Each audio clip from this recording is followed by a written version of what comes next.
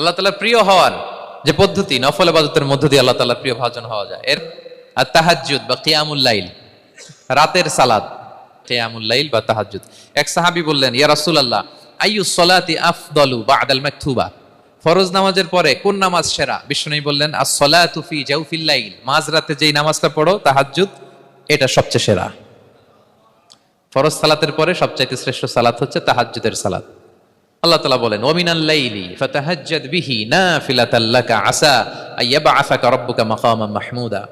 নবী হে, রাতের কিছু অংশে আপনি তাহাজ্জুদের সালাত পড়ুন, এটা আপনার জন্য অতিরিক্ত একটা ফরজ। এটা বিষ্ণু সাল্লাল্লাহু আলাইহি ওয়াসাল্লামের জন্য ফরজ ছিল, অতিরিক্ত ফরজ, নাফিলাতান লাক। এবং আসা আইয়াবআসাকা রাব্বুকা মাকামান মাহমুদা, আশা করা যায় এর কারণে আল্লাহ তাআলা আপনাকে মাকামে মাহমুদে উত্তীর্ণ করবেন।